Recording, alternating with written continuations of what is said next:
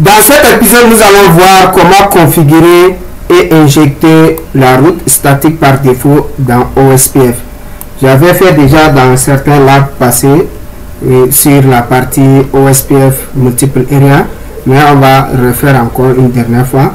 Maintenant, cette configuration, la configuration de la route statique par défaut, c'est fait sur le routeur ASDR, Autonomous System Boundary Router, le routeur qui connecte votre réseau OSPF à un autre réseau. Ça peut être un réseau de routage statique ou bien un autre protocole de routage. Ok, ce type de routeur est appelé ASBR. Donc on a vu les rôles de ces routeurs aussi dans les différents types de routeurs. Ok, maintenant pour créer la route statique par défaut, il faut aller sur ce routeur là et créer. Voilà la commande qui permet de créer la route statique par défaut. IP route 000 pour dire n'importe quel réseau. 00, ça c'est pour le masque, peu importe leur masque, certains c'est /24, 32, 26, etc. Il faut passer par l'adresse IP du fournisseur d'accès Internet. Ok, le routeur qui nous permet, ça c'est l'adresse IP qui est configurée sur le routeur qui nous permet de joindre le nuage externe. Ok, donc généralement c'est le fournisseur d'accès Internet. Ensuite, il faut aller dans OSPF sur le routeur ASBR. Il faut aller dans OSPF, le protocole de routage dynamique qu'on a utilisé, et puis son process ID. Et là, il faut injecter maintenant cette route qu'on a créée dans OSPF en utilisant cette commande default information originate. Sous paquet ça, c'est seulement ça là qu'il connaît. Ok.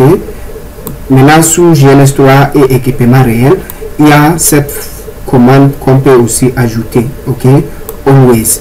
Voilà, sous paquet ça, on va taper seulement default information originate et là, il va injecter la route statique par défaut dans le nuage OSPF. Par contre, si vous êtes en face d'un équipement réel ou bien sous GNS3, il faut toujours compléter le mot-clé always. Always pour dire si, même si, ok. Donc, always, ça veut dire même si il y a un souci sur la route statique par défaut, il faut toujours continuer par annoncer dans le nuage OSPF. Ok, mais avec Originate simple, là s'il y a un problème avec la route statique par défaut, il va cesser d'annoncer dans le nuage OSPF. Ok, maintenant une fois annoncé dans le nuage OSPF, vous allez voir la route statique par défaut aura cet indice là. Ok, O pour dire OSPF external type 2 et 2 ça veut dire external type 2. Ça c'est les routes injectées ou bien redistribuées dans le nuage OSPF. Ok, voilà, maintenant nous allons passer à la phase pratique en utilisant cette topologie dont j'ai déjà configuré OSPF process ID 40 et tous les routeurs se trouvent dans la zone de 0. Ok, maintenant ça c'est le routeur fournisseur d'accès Internet.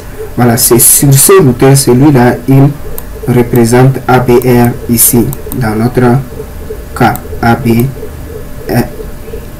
Area Border Router, ASBR plus donc ASBR. Donc celui qui nous connecte notre réseau OSPF au monde extérieur. Ok, là on va créer la route statique par défaut ici pour dire pour joindre tous les réseaux externes, il faut passer par l'adresse IP configurée sur le source suivant. Source suivant ici c'est 6.0.255.1. ok, qui est configuré ici, lui c'est 6.0.255.2.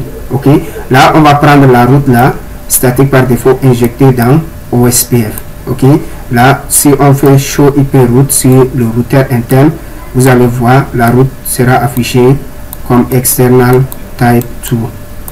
ok, dans leur table de routage.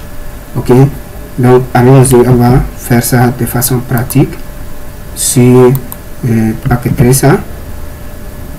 Voilà la topologie. ok, donc je vais aller sur ce routeur, le routeur ABR. d'après la topologie. Donc je vais aller en mode configuration globale. Ok, enable conf t routeur.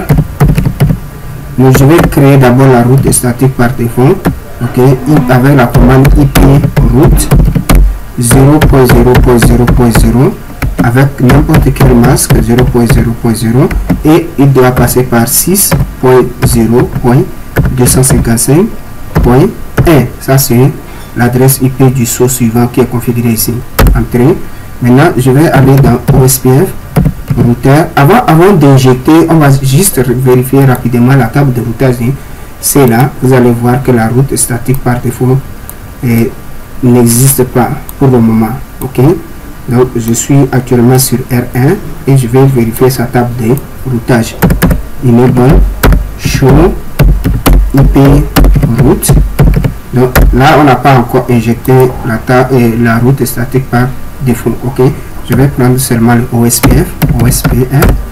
Voilà, vous voyez, ça c'est les routes apprises via le protocole OSPF.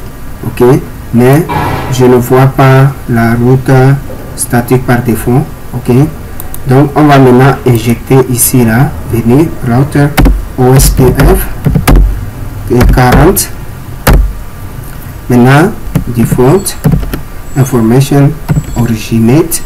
Voilà, maintenant on va ajouter le mot clé always. Vous allez voir, ça ne va pas marcher, mais si j'enlève always, ça va marcher. Ok, end, et je vais sauvegarder. Maintenant on va revérifier encore la table de routage de ce routeur interne R1 pour voir s'il a réussi la table et la route statique par défaut qu'on a injecté dans le nuage OSPF. Voilà, effectivement il a reçu ça. Ok, maintenant ça permet à cela de communiquer avec les utilisateurs distants. Ok, si je prends ça, j'envoie vers ici.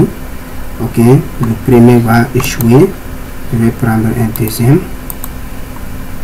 Voilà, failed. Je vais essayer encore.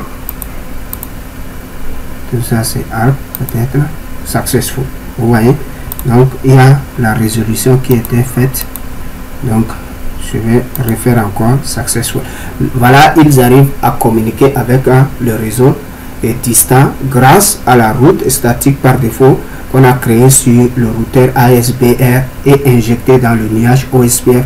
Donc cela l'utilise pour router les trafics vers le réseau inconnu. Ok, merci de m'avoir suivi et à nous revoir à tout à l'heure pour un autre épisode.